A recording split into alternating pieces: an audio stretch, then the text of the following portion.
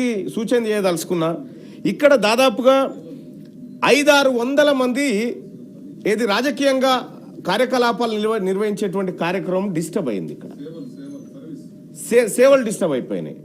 So కాబట్టి ఇక్కడ ప్రధానంగా ఎస్సీ ఎస్టీ బీసీలకు ప్రధానమైనటువంటి దెబ్బ ఇక్కడ కనిపిస్తూ ఉంది అధ్యక్ష. దాన్ని ఎట్లా సమర్థిస్తారు, మీరు ఎట్లా సవరిస్తారు అనేది ప్రభుత్వం దృష్టికి తీసుకుపోతా ఉంది అధ్యక్ష.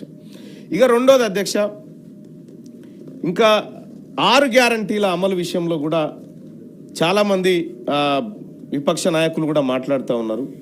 సో వాళ్ళు మాట్లాడడానికి కూడా ఏం లేదు అధ్యక్ష అది దాంట్లో. ఎందుకంటే మేము 6 గ్యారంటీలే కాదు ఇంకా కొన్ని గ్యారంటీలు కూడా ఇచ్చినాం, వాటిని అమలు చేయలేకపోయినాం ఇటీవల కాలంలో. ఏంటి అంటే ప్రధాన ప్రతిపక్ష నాయకుడు అసెంబ్లీ గారిని సభకు తీసుకొస్తామన్నాం, తీసుకురాలేకపోయినాం, అదో గ్యారంటీ ఫెయిల్ అయిపోయింది మాది. రెండోది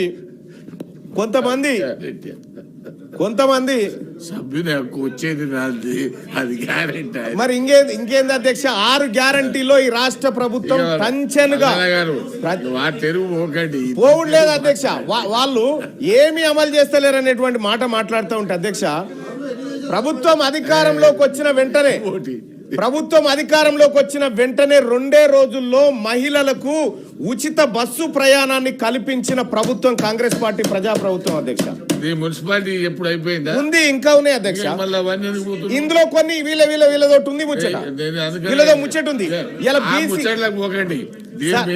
సార్ బిల్లు మీద మీ అంశాలు బిల్లు మీదనే సార్ సూచన చెప్పండి. నేను ఇక్కడి నుంచి సార్ అక్కడికే పోతున్నాం సార్. దయచేసి బీసీల రిజర్వేషన్ల పైన చాలా మంది సభ్యులు మాట్లాడారు అధ్యక్ష.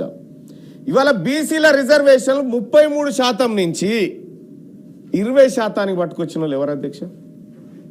ఇవాళ కాంగ్రెస్ పార్టీ కామారెడ్డి డిక్లరేషన్ ఇచ్చింది అధ్యక్ష, 42% డిక్లరేషన్ ఇచ్చింది. ఎస్, కాంగ్రెస్ పార్టీ ఆ దిశగా తన ప్రయత్నాలను ముమ్మరు చేస్తూనే ఉంది. కానీ ఇవాళ బీసీలకు ఉన్నటువంటి స్థానిక సంస్థలు ఉన్న 33% రిజర్వేషన్ని 20%కు దిగువకు తీసుకొచ్చినటువంటి గత 10 సంవత్సరాల్లో వాళ్ళు చేసినటువంటి ఆ పాపం ఏదైతే ఉందో ఆ పాపానికి పరిహారంగా బీసీల క్షమాపణ చెప్పాల్సినటువంటి అవసరం ఉంది అధ్యక్ష. ప్రస్తుతం బీసీ జెడ్పీటీసీల కంటే ఎస్టీ జెడ్పీటీసీల సంఖ్య ఎక్కువ ఉంది అధ్యక్ష. అంటే రిజర్వేషన్ను అయితే గతంలో ఉన్నటువంటి వాళ్ళు డెడికేట్ కమిషన్ వేయకుండా సుప్రీంకోర్టులో కేసు ఉంటే అధ్యక్ష, సుప్రీంకోర్టులో కేసు ఉంటే కనీసం సరైన రిప్రజెంటేషన్ ఇవ్వకుండా సుప్రీంకోర్టు కూడా ఏదైనా ఈ కాయిదాలతో ఎట్లా పెంచగలుగుతావు రిజర్వేషన్ అంటే కూడా సమాధానం చెప్పలేకపోతే బతిలాడుకొని బయటపడితే అనివార్య పరిస్థితుల్లో ఆ రిజర్వేషన్ వచ్చింది అధ్యక్ష. లేకపోతే ఆ 20% కూడా లేకపోయేది. ఇవాళ కాంగ్రెస్ పార్టీ వీటన్నిటిని గమనించింది కాబట్టే ఇప్పుడు డిప్యూటీ చైర్మన్ గారు చెప్పినటువంటి మాట ఇక్కడ 157 పేజ్ నెంబర్లో ట్రిపుల్ టెస్ట్ వేసినారు అధ్యక్ష. ట్రిపుల్ టెస్ట్కు లోబడి మాత్రమే రిజర్వేషన్లు ఉండాలనేది మనకు ఏది సుప్రీంకోర్టు చెప్పినటువంటి మాట. ఒక ఎస్, అందుకే తగ్గింది, అందుకోసమే మాకు వర్తిస్తే మేము తీసుకుంటాం కానీ మీకు వర్తించని దాంట్లోకి మీరు రాకండి.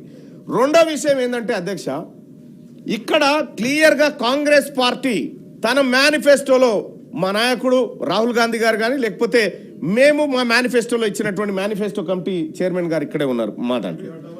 ఇక్కడ క్లియర్గా మా జాతీయ ఎజెండా ఈ 50% స్లాబ్ను ఎత్తేయాలనేటువంటి క్లియర్ ఎజెండా కాంగ్రెస్ పార్టీకి ఉంది అధ్యక్ష. నిన్న మొన్న రాహుల్ గాంధీ గారు కూడా ఆ మాట చెప్పారు అధ్యక్ష. దాని ద్వారా ఏం జరుగుతుందంటే అధ్యక్ష, ఇన్ని రోజులుగా జరిగినటువంటి బీసీలకు జరిగినటువంటి అన్యాయం ఏదైతే ఉందో ఆ అన్యాయానికి రాహుల్ గాంధీ గారి ఆలోచన భవిష్యత్తులో చెక్ పెట్టబోతా ఉంది అధ్యక్ష. వాటిని ఖచ్చితంగా ఎట్లా ఇంప్లిమెంట్ చేయొచ్చు, ఎలా ప్రాక్టీస్ చేయొచ్చు అనేటువంటి అంశంతో ఇవాళ కాంగ్రెస్ పార్టీ తెలంగాణ రాష్ట్రంలో కులగణన ప్రతి కులాన్ని తలను లెక్క పెడుతూ ఇవాళ ఈ ప్రజలకు ఒక భరోసానిచ్చి భారతదేశానికి ఒక దిక్సూచిగా మారింది గౌరవ ముఖ్యమంత్రి రేవంత్ రెడ్డి గారి నేతృత్వంలో, ఇక్కడ ఉన్నటువంటి మా నాయకుల నేతృత్వంలో అధ్యక్ష. వీటన్నిటి పరిణామాలు ఎటు దారి తీస్తా ఉన్నాయంటే అధ్యక్ష, భవిష్యత్తులో మాకు ఒక ఆశ కనిపిస్తా ఉంది. ఈ తెలంగాణ రాష్ట్రంలో బీసీలకు సరైన రాజకీయ వాటా, సరైన ఆర్థిక వాటా, సరైన న్యాయ వాటా దక్కేటువంటి ఒక ఆశ కనిపిస్తా ఉంది అధ్యక్ష. ఇప్పటికిప్పుడు మా నాయకులు చెప్పినట్టుగా 42% రిజర్వేషన్ ఇచ్చి తీరాలంటారు. అవసరమైతే 60 తీసుకుంటాం మా పార్టీ దగ్గర, లేకపోతే ఈ రాష్ట్రంలో ఎక్కువ మందికి. మీ పార్టీని కూడా నేను ఇక్కడ రిక్వెస్ట్ చేస్తా ఉన్నా, ఏది బీఆర్ఎస్ పార్టీని రిక్వెస్ట్ చేస్తా ఉన్నా, రేపు స్థానిక సంస్థ ఎన్నికలలో మీ పార్టీ కానీ 60% సీట్లను బీసీలకు కేటాయిస్తే మేము కూడా సపోర్ట్లు కొడతాం అధ్యక్ష.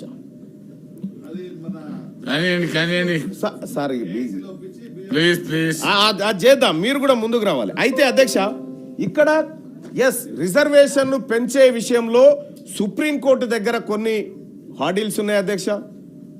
రాజ్యాంగంలో కూడా కొంత మార్పులు చేయాల్సినటువంటి అవసరాన్ని బండా ప్రకాష్ గారు గుర్తించినారు అధ్యక్ష. మేము కాదంటలేం, కానీ నేను మా పార్టీకి కూడా రిక్వెస్ట్ చేస్తా ఉన్నా అధ్యక్ష, ఎట్టి పరిస్థితుల్లో 42% మించిన ప్రజాప్రతినిధులనే మనం చట్టసభల్లో చూపెట్టాల్సినటువంటి అవసరాన్ని నేను తమరి ద్వారా మా నాయకత్వానికి కూడా తెలియజేస్తా ఉన్నా అధ్యక్ష. ఎందుకంటే మనం ఒక భరోసా ఇచ్చినాం అధ్యక్ష, మనల్ని నమ్మినారు, మనల్ని నమ్మి ఓటేసినటువంటి సందర్భంలో మనం ఖచ్చితంగా ఆ మాట నిలబెట్టుకునే విధంగానే ముందుకు పోవాలి అధ్యక్ష. తద్వారా ఎందుకంటే ఇలా బీసీలంతా కాంగ్రెస్ పార్టీ మాత్రమే మంచి చేయగలుగుతుంది మాకు అనేటువంటి నమ్మకంతో ఉన్నారు. కాబట్టి మేము ఆ నమ్మకాన్ని నిలబెట్టుకునే విధంగా మేము ఆ పార్టీ నాయకులుగా కూడా ఖచ్చితంగా మా మాట నిలబెట్టుకునే విధంగా మా వంతు తోడ్పాటును మా నాయకత్వానికి అందిస్తాం.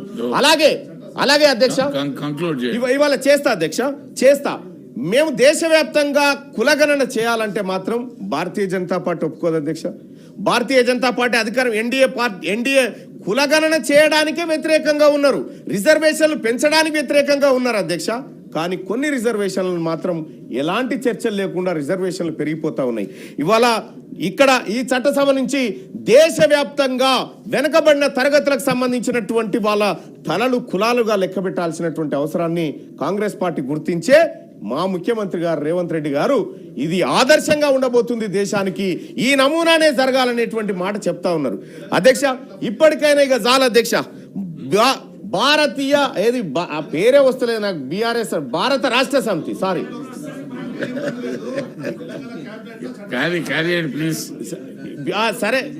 బీఆర్ఎస్ పార్టీ సరే కొంత భారతీయ జనతా పార్టీ అంశం వచ్చినప్పుడు అలా కొద్దిగా బాధపడతా ఉన్నారు.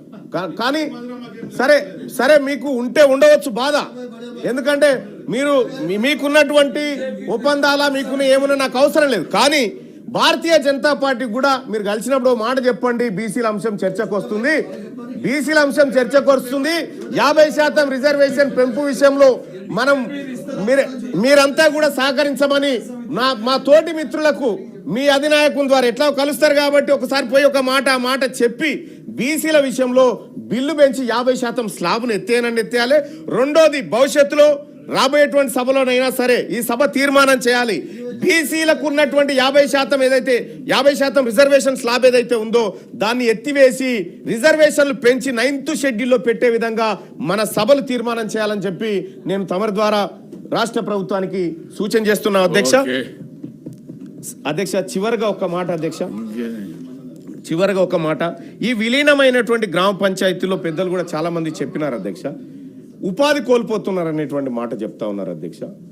సో పట్టణ ప్రాంతాల్లో పేదలు ఎవరైతే ఉన్నారో గౌరవ పెద్దలు కోదండరామ్ సార్ చెప్పినట్టుగా పేద వర్గాల వారికి ఈ ఉపాధి హామీ పథకాన్ని ఆ వర్గాలకు మరో రూపకంగా విస్తరిస్తారా, ఎట్లా విస్తరిస్తారా అనేది దయచేసి అది పరిగణలోకి తీసుకొని ఆలోచించాల్సిందిగా రాష్ట్ర ప్రభుత్వాన్ని రిక్వెస్ట్ చేస్తున్నాను అధ్యక్ష.